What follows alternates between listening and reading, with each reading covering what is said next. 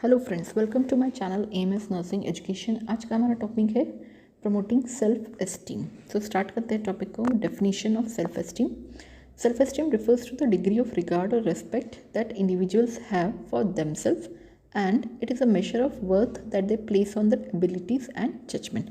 तो self esteem का मतलब होता है एक डिग्री ऑफ रिस्पेक्ट है जो कि इंडिविजुअल खुद के लिए रखता है, और एक मेजर करते हैं हम लोग वर्थ को, जो कि वो खुद की एबिलिटीज़ और जजमेंट के बारे में समझते हैं, क्या वैल्यू देते हैं वो खुद की एबिलिटीज़ और जजमेंट को, उसको हम बोलते हैं self esteem according to Warren. Next हम देखते हैं self concept. What is self concept? It is a cognitive और thinking component of self and it generally refers to the totality of complex, organized and dynamic system and opinions that each person holds to be true about his or of learned belief, attitude, her personal existence. Self concept का मतलब होता है cognitive और thinking component about the self, कि combine करता है या total है किसका? Complex, organized and dynamic system and opinions that each person hold to be true about his और her learn believe attitude and personal existence. तो ये है सेल्फ कॉन्सेप्ट, अपने बारे में क्या सोच है, that is self concept. Self esteem का मतलब होता है रिस्पेक्ट खुद के बारे में, और सेल्फ कॉन्सेप्ट अपने बारे में क्या थिंकिंग है या कॉग्निशन है, दैट इज सेल्फ कॉन्सेप्ट। अब हम देखते हैं components of self concept. Self concept के क्या कंपोनेंट्स हैं? पहला है फिजिकल सेल्फ और बॉडी इमेज, दूसरा होता है personal identity and third is self esteem. तो ये है कंपोनेंट सेल्फ कॉन्सेप्ट के, physical self, body image, personal identity and third is self esteem. पहला हम देखते हैं फिजिकल सेल्फ और बॉडी इमेज। तो इंडिविजुअल का जो बॉडी इमेज है वो सब्जेक्टिव परसेप्शन है खुद के बारे में, खुद का पर्सनल या फिजिकल अपीयरेंस के बारे में, जो कि कहाँ से मिलता है उनको? सेल्फ एवेल्युएशन या फिर on reaction and feedback from others. तो एक इंडिविजुअल का जो बॉडी इमेज है उसके बारे में उसका क्या परसेप्शन है, वो कैसा दिखता है, उसका फिजिकल अपीयरेंस कैसा है, वो खुद को सेल्फ इवेल्युएट करेगा, या फिर दूसरे लोग उसको फीडबैक देते हैं उसके बेस पे उसका रिएक्शन या परसेप्शन बनता है। दैट इज फिजिकल सेल्फ और body image. Body image is mental picture a person has on her body, on her own body. वो सिग्निफिकेंटली इन्फ्लुएंस करता है कि पर्सन किस तरह से सोच रहा है, क्या फील कर रहा है as a body, as a whole, its function and its internal and external sensation associated with it. ये था हमारा पहला पॉइंट, फिजिकल सेल्फ और बॉडी इमेज। इंडिविजुअल खुद के बारे में क्या परसेप्शन रखना है, खुद का बॉडी कैसा है, फिजिकल अपीयरेंस कैसा है, और दूसरे लोग उसके बारे में क्या रिएक्शंस दे रहे हैं, और उसी से उसका मेंटल पिक्चर समझ में आता है कि वो अपनी बॉडी के बारे में क्या सोचता है, एज अ पर्सन वो क्या फील कर रहा है, क्या थिंक कर रहा है। That is first point, physical self और बॉडी इमेज। सेकेंड पॉइंट है हमारा पर्सनल आइडेंटिटी। ये कंपोनेंट कंप्राइज करता है moral, ethical self, self consistency and self ideal. तीन चीज़ है इसके अंदर, moral, ethical self, self consistency and self ideal. One by one deal करते हैं। पहला देखते हैं moral ethical self. Moral ethical self क्या बोलता है? इसमें इंडिविजुअल खुद को इवेलुएट करते हैं कि वो क्या है, ये ऑब्जर्व करते हैं, कंपेयर करते हैं, एक स्टैंडर्ड सेट करते हैं और जजमेंट मेक करते हैं, और इस तरह से उनका सेल्फ इवेलुएशन होता है। इस मोरल एथिकल सेल्फ जिसमें वो खुद को इवेलुएट करते हैं, ऑब्जर्व करते हैं, कंपेयर, अपना स्टैंडर्ड्स बनाएंगे और जजमेंट करेंगे, that is self evaluation. Second point देखते हैं सेल्फ कंसिस्टेंसी। तो हमको पता है कि कंसिस्टेंसी का मतलब होता है कि बनी रहना, मेंटेन रहना। So it is a component of personal identity जिसमें हम मेंटेन करते हैं एक स्टेबल सेल्फ इमेज। भले ही हमारा इमेज अगर नेगेटिव है तभी भी हम उसको मेंटेन करेंगे, ना कम करेंगे ना ज़्यादा करेंगे, that is self consistency. Individual अपने इमेज को कंसिस्टेंट बना के रखेंगे। थर्ड पॉइंट है हमारा सेल्फ आइडियल। आइडियल का मतलब होता है कि इंडिविजुअल क्या करना चाहता है, क्या बनना चाहता है, वो डिपेंड करता है कि दूसरे उनसे क्या एक्सपेक्ट कर रहे हैं, और इस तरह से वो अपने आप को होल्ड करते हैं कि उनको क्या करना है और क्या बनना है, that is self ideal, self expectancy. हमारा सेकेंड पॉइंट पर्सनल आइडेंटिटी, जिसमें तीन चीज़ें थे, मोरल, एथिकल, दूसरा था सेल्फ कंसिस्टेंसी एंड थर्ड वो सेल्फ आइडियल। एथिकल में वो इवेलुएट करते हैं कि वो खुद क्या है, स्टैंडर्ड सेट करते हैं, जजमेंट करते हैं, ऑब्जर्व करते हैं। कंसिस्टेंसी में अपने इमेज को वो मेंटेन करके चलते हैं, और सेल्फ आइडियल में वो क्या बनना चाहते हैं, दूसरों के एक्सपेक्टेशन में खरे होना चाहते हैं। तो दैट इज सेल्फ एक्सपेक्टेंसी या सेल्फ आइडियल। ये था हमारा सेकेंड पॉइंट, पर्सनल आइडेंटिटी। अब हम तीसरा पॉइंट पे जाते हैं, self esteem. According to Warren self esteem दो कंपोनेंट में डिवाइडेड है। पहला है ability to say that I am important, I matter, और दूसरा है ability to say I am competent, I have something to offer to the others and the world. Self esteem का मतलब यहाँ ये बताया गया कि इंडिविजुअल क्या बोलता है कि I have the ability to say that I am important, मैं इम्पॉर्टेंट हूँ, मैटर करता हूँ। दूसरा कि मैं कॉम्पिटेंट हूँ, मैं कुछ भी करने के लिए हमेशा तैयार हूँ, रेडी हूँ। This is self esteem. Self esteem अगर इंडिविजुअल का अच्छा है तो वो क्या करता है, सोसाइटी में अडेप्ट हो जाता है सक्सेसफुली, और जो भी डिमांड्स है उसको सक्सेसफुली फुलफिल करता है, किसी भी जगह पे एडजस्ट हो जाता है। लेकिन अगर सेल्फ एस्टीम कम है तो उनका जो एनवायरमेंटल चेंजेस में अडेप्ट करने की एबिलिटी है वो इम्पेयर्ड हो जाती है। This is third point, self esteem. तो मेजर कंपोनेंट्स जो थे सेल्फ कॉन्सेप्ट के वो तीन थे। पहला था body image, personal identity, and third was self esteem. अब हम दूसरा सब टॉपिक में जाते हैं, that is development of self esteem. Self esteem किस तरह से डेवलप होता है, तो कूपर स्मिथ ने आइडेंटिफाई किया कुछ कंडीशंस जो कि रिक्वायर्ड रहता है फॉर पॉजिटिव सेल्फ एस्टीम के लिए। तो पहला है power, second is significance, third is virtue, competency and consistently set limits. तो अपन वन बाय वन देखते हैं। मतलब these are the factors, condition which is required for development of self esteem. ये कुछ फैक्टर्स है या कंडीशंस हैं जो कि सेल्फ एस्टीम के लिए ज़रूरी होते हैं। तो पहला पॉइंट है पावर। पावर का क्या मतलब होता है, it is important for individual to have a feeling of control over their life situation and an ability to claim some major influence over the behaviour of others. So that is power. खुद में एक feeling होना कि वो चीज़ों को control कर रहे हैं, उनके हाथ में कुछ चीज़ें हैं, कंट्रोल में हैं, और साथ ही साथ दूसरे को भी वो इन्फ्लुएंस कर रहे हैं। तो ये ज़रूरी है for self esteem. First that is point power. Second क्या है, सिग्निफिकेंस। सिग्निफिकेंस मतलब होता है इंपॉर्टेंस। अगर आप फीलिंग लव्ड हो, रेस्पेक्टेड हो और केयर्ड हो दूसरों के द्वारा, तो आप खुद को सिग्निफिकेंट फील करते हो, और ये सेल्फ एस्टीम के लिए ज़रूरी है। थर्ड पॉइंट है वर्च्यू। Virtue means value. आपके कुछ एक्शंस को अप्रिशिएट किया जा रहा है, कुछ इन्फ्लुएंस कर रहा है, तो आपका वैल्यू बढ़ रहा है। सो that is virtue. Fourth point है कॉम्पिटेंस। अगर आप कोई भी चीज़ को, एक्शन को बहुत ही अच्छी तरह से सक्सेसफुली परफॉर्म कर रहे हो, तो वो दैट इज़ कॉम्पिटेंस। मतलब कुछ चीज़ को अचीव कर रहे हो तो दैट इज़ आप में कॉम्पिटेंस की क्वालिटी है, और इस तरह से पॉजिटिव सेल्फ एस्टीम डेवलप होता है। फिफ्थ पॉइंट है consistently set limits. Consistently set limits का मतलब होता है कि एक स्ट्रक्चर्ड लाइफस्टाइल। आपको हर चीज़ का एक लिमिट पता है, कब उठना है, कब सोना है, कब क्या काम करना है। एक रूटीन लाइफस्टाइल या स्ट्रक्चर्ड लाइफस्टाइल डेमॉन्स्ट्रेट करता है एक्सेप्टेंस एंड केयरिंग।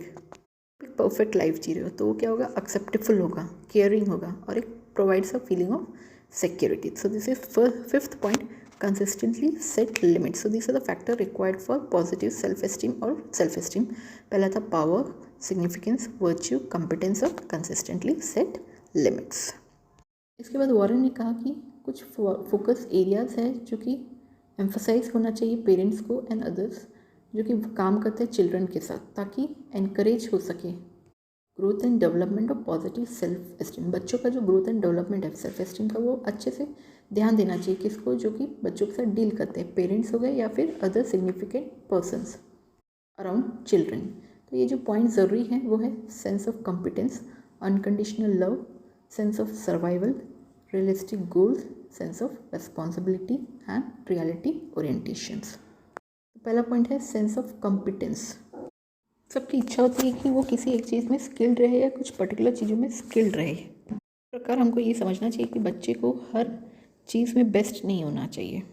ज़रूरी ये है कि वो कोई भी चीज़ को कर रहे हैं उसको अच्छे से करे, परफॉर्मेंस अच्छा हो, मीन्स उन्होंने अपना पर्सनल बेस्ट एफर्ट लगाया और उस काम को कंप्लीट किया, ये मैटर करता है। सो पेरेंट्स को हमको ये ध्यान रखना चाहिए कि एक सेंस ऑफ कॉम्पिटेंस, बच्चे में एक क्षमता होती है कोई भी कार्य को शुरू करना और उसको अच्छे से परफॉर्म करके कंप्लीट करना, that is sense of competence. Second point है हमारा अनकंडीशनल लव। दुनिया में सबको प्यार की ज़रूरत होती है, प्यार महसूस करना होता है। एक प्रकार बच्चों का भी नीड रहता है कि वो लोग उनसे प्यार करें, फ्रेंड्स हो या फैमिली हो, सब उनसे प्यार करें इर्रिस्पेक्टिव ऑफ देयर सक्सेस और फेलियर।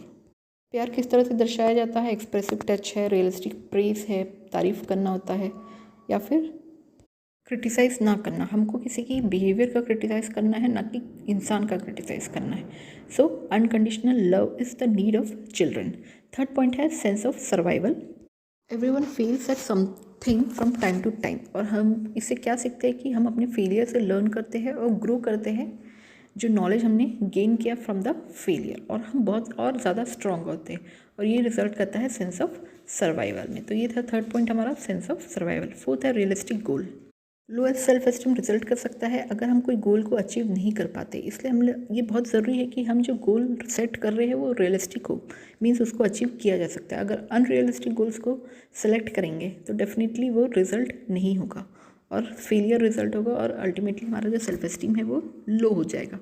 तो एज अ पेरेंट हमको ध्यान रखना है कि बच्चा जो गोल अचीव कर रहा है, गोल सेट कर रहा है, वो रियलिस्टिक गोल्स हो। फिफ्थ पॉइंट है अ सेंस ऑफ रिस्पॉन्सिबिलिटी। बच्चे में पॉजिटिव सेल्फ वर्थ डेवलप होता है अगर हम उनको रिस्पॉन्सिबिलिटीज़ असाइन करें और वो उनको अचीव कर लें, तो उनमें एक पॉजिटिविटी आता है, एक सेंस ऑफ रिस्पॉन्सिबिलिटी आता है जो हेल्प करता है development of self esteem. Sixth point है रियलिटी ओरिएंटेशन। बच्चे के लिए ज़रूरी है कि वो रियलिटी समझ सके, क्या उनके लिमिट्स में है, क्या उनके लिमिट्स में नहीं है, कैपेबिलिटी के आउटसाइड है। ये बीच का फ़र्क अगर समझ गया तो बच्चा एक पॉजिटिव हेल्दी लाइफ जीता है, हेल्दी बैलेंस डेवलप करता है जो कि एनहांस करता है उनके सेल्फ एस्टीम। तो ये था 6 पॉइंट हमारा रियलिटी ओरिएंटेशन। तो ये थे कंडीशन या फैक्टर्स जो कि एज अ पेरेंट या केयर गिवर हमको ध्यान रखना है चिल्ड्रन में, ताकि उनका सेल्फ एस्टीम जो हो सके अच्छे से डेवलप हो सके। पहला पॉइंट था हमारा sense of competence, unconditional love, sense of survival, realistic goals, sense of responsibility, and last was reality orientation. अब हम देखते हैं other factors that have found to be influential in the development of self esteem. कुछ ऐसे factors हैं जो कि influential होते हैं for the development of self esteem, जिसमें पहला है responses of others, hereditary factor, environmental condition. तो पहला पॉइंट देखते हैं रेस्पॉन्सेस ऑफ अदर्स।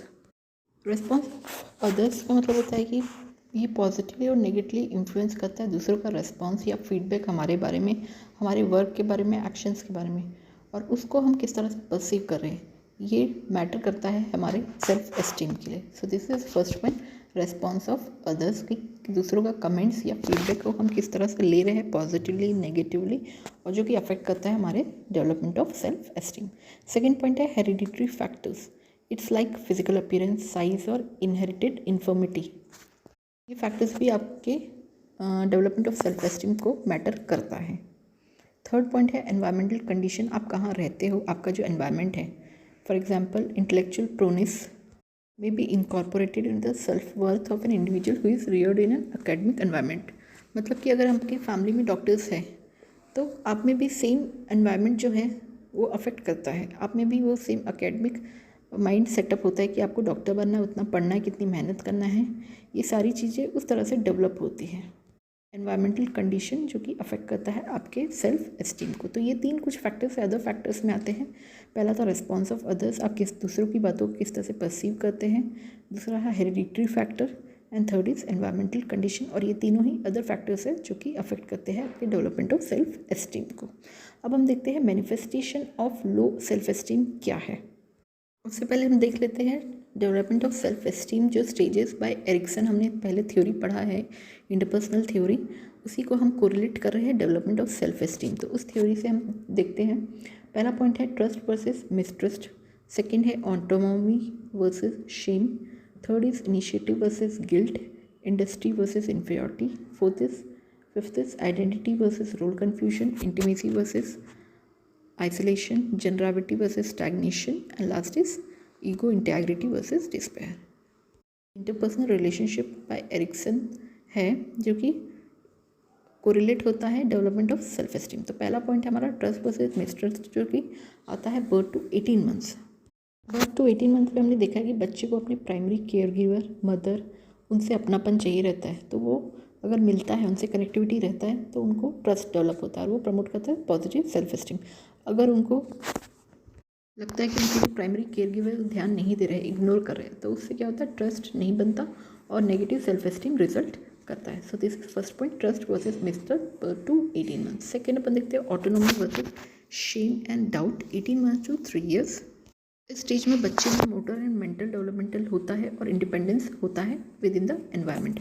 बच्चा जो है एक्सप्लोर करता है, एक्सपेरिमेंट करता है, और अगर वो टास्क को एक्सप्लोर करते हुए अचीव कर लेता है तो वो एक sense of self control and confidence develop होता है।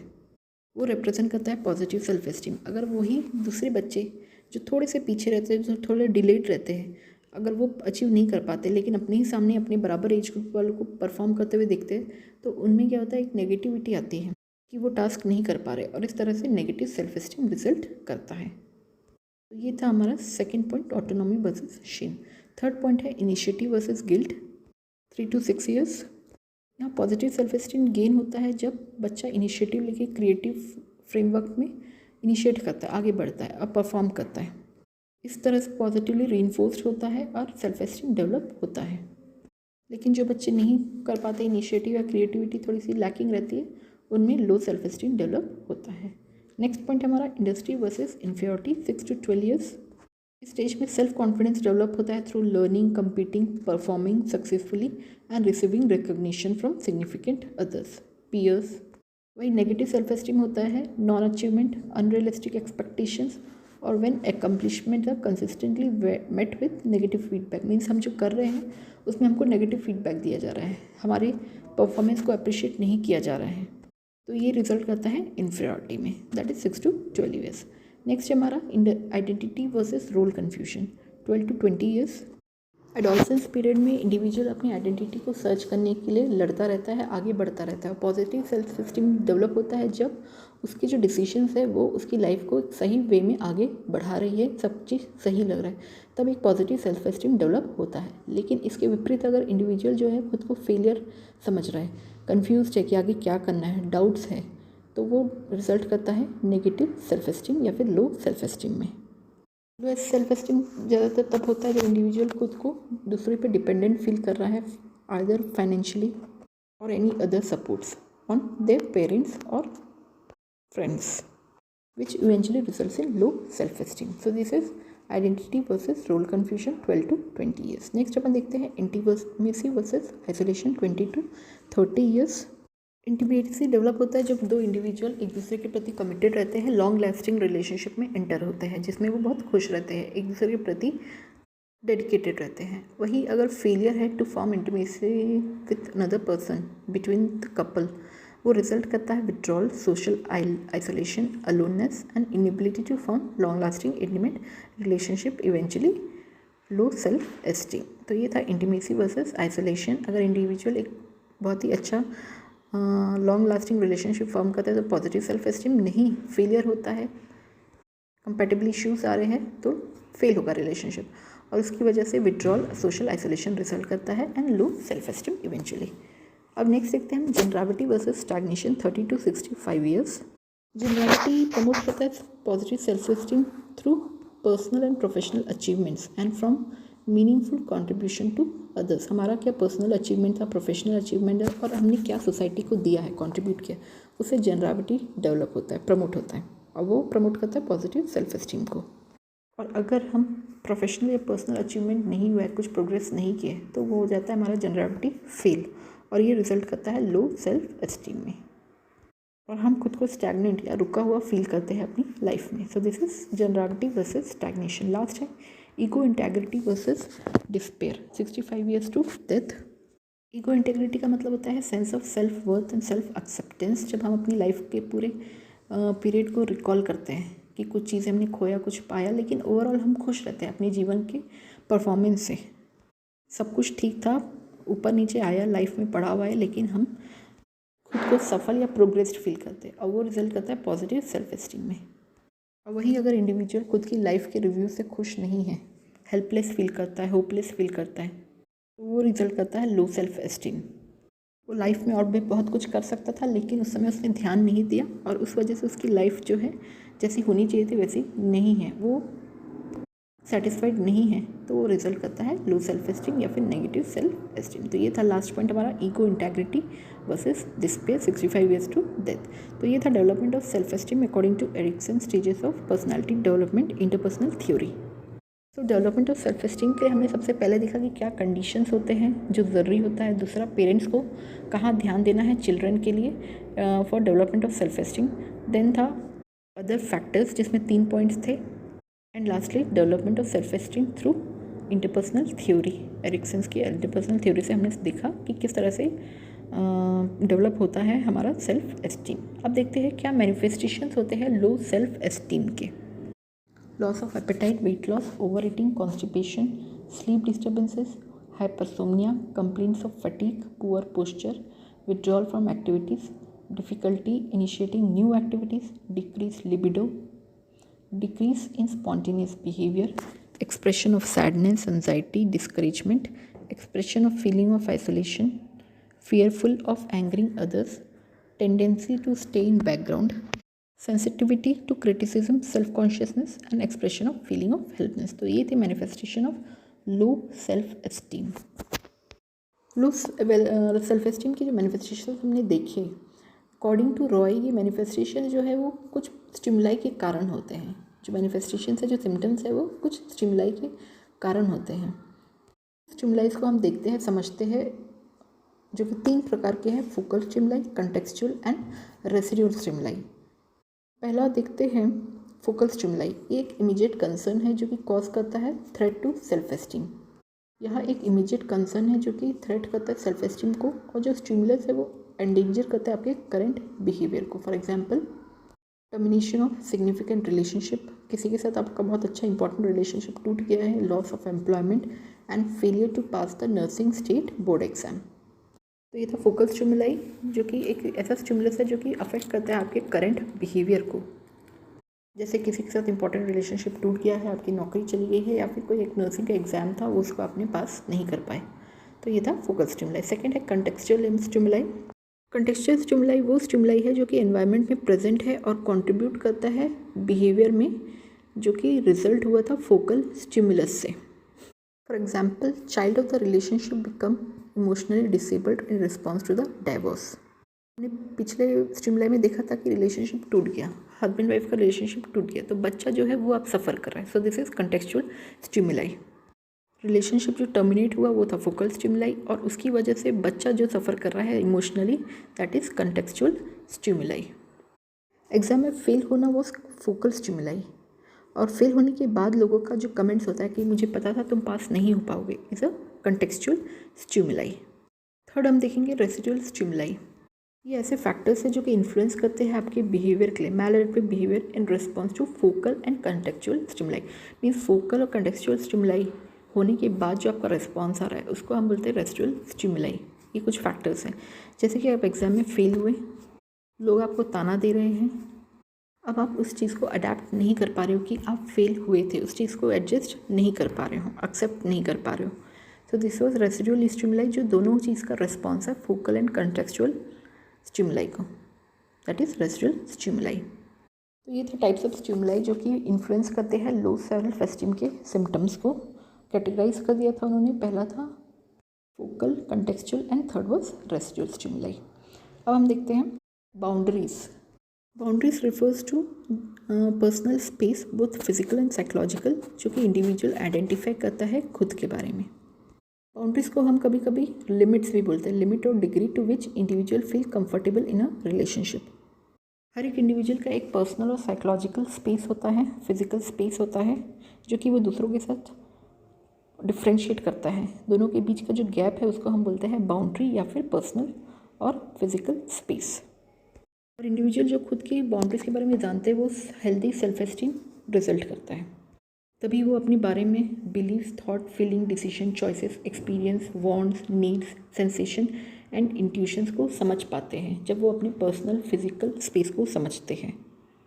Types of physical boundaries are physical closeness, touching, sexual behaviour, eye contact, privacy. Privacy में आपका आएगा mail, diary, doors, bathroom, telephone, ये सब आपका प्राइवेसी है. और आपकी स्पेस को कोई अफेक्ट कर रहा है, इन्वेट कर रहा है फिजिकल बाउंड्रीज, जैसे कि reading someone else diary, smoking in non speaking public area and touching someone who does not wish to be touch. तो ये invasion of physical privacy, physical boundaries. दूसरा है बाउंड्रीज साइकोलॉजिकल बाउंड्रीज, जिसमें आता है आपका फीलिंग्स, आपका choice, needs, time alone, interest, confidences, individual differences, spirituality. और आपका कोई इन्वेट कर रहा है साइकोलॉजिकल बाउंड्रीज, जैसे कि आपको कोई क्रिटिसाइज़ कर रहा है कुछ आपके काम के लिए, आपके एक्शंस के लिए, आपकी पर्सनल इन्फॉर्मेशन किसी और के साथ शेयर कर रहा है, और कोई आपको गाइड कर रहा है कि आपको किस तरह से सोचना चाहिए, बिलीव करना चाहिए, डिसीजन लेने के लिए. हर चीज़ में जो आपको रोकता टोकता है, that is इन्वेशन of psychological boundaries. तो ये था बाउंड्री टाइप्स ऑफ बाउंड्री और उनके जो इन्वेशंस हैं वो अगर होता है तो आपका जो सेल्फ एस्टीम कैसे अफेक्ट होता है। अब हम देखते हैं बाउंड्री प्लायंसी। प्लायंसी का मतलब होता है किसी भी चीज़ का फ्लेक्सिबिलिटी। सो बाउंड्री प्लायंसी, आपकी बाउंड्रीज जो है वो कैसी है, रिजिड है, फ्लेक्सिबल है, एनमेश्ड है। 3 प्रकार होते हैं, रिजिड, फ्लेक्सिबल और एनमेश्ड। ये डिफरेंस समझने के लिए हम कैट और डॉग का एग्जाम्पल लिख सकते हैं। डॉग जो जनरली क्या रहते हैं, सबसे घुल मिल जाते हैं, अपने मालिक को देखते साथ उनके पास भाग के जाएंगे, उनको पकड़ेंगे, प्यार करेंगे। वहीं कैट है, वो भी पेट है, लेकिन जब उसका मूड है तभी वो अपने मालिक से, ओनर से बात करेगी मीन्स कनेक्टेड रहेगी। अदरवाइज उनका मूड है तो वो दूसरों को नोटिस भी नहीं करेगी अगर उनका मूड अच्छा नहीं है। तो this is rigid boundary by cat and flexible boundary of dog. फिर भी हम लोग और फर्दर डिटेल में जाते हैं। फर्स्ट देखते हैं रिजिड बाउंड्रीज। इंडिविजुअल जिसका रिजिड बाउंड्रीज होता है वो बहुत ही ज़्यादा हार्ड ट्रस्ट करते हैं दूसरों पर, किसी दूसरे पर ट्रस्ट नहीं करेंगे, दूसरों से दूरी बना के रखते हैं और ज़्यादातर बातचीत नहीं करते। कुछ नए आइडियाज़ आएंगे उनको वो रिजेक्ट कर देंगे।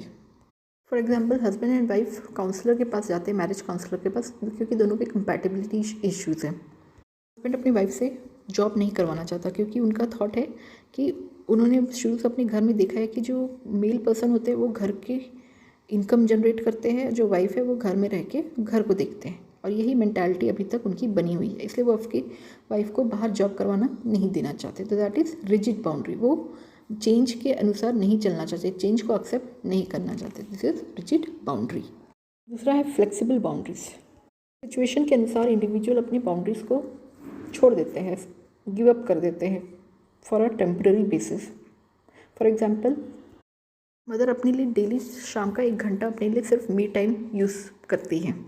उस समय वो चाहती कि उनके घर वाले या बच्चे कोई भी उनको उस समय में डिस्टर्ब ना करे 4 to 5 PM। लेकिन कभी ऐसा होता है कि एक आध दिन ऐसा होता है कि बच्चे की तबीयत ख़राब है, तो वो अपना टाइम जो रहता है, मी टाइम रहता है, वो सेक्रीफाइस कर देती है, या फिर अपने बच्चे के लिए वो यूटिलाइज़ करती है कि केयर करना है, देखना है, डॉक्टर के पास ले जाना है। सो दैट इज़ फ्लेक्सिबल बाउंड्री।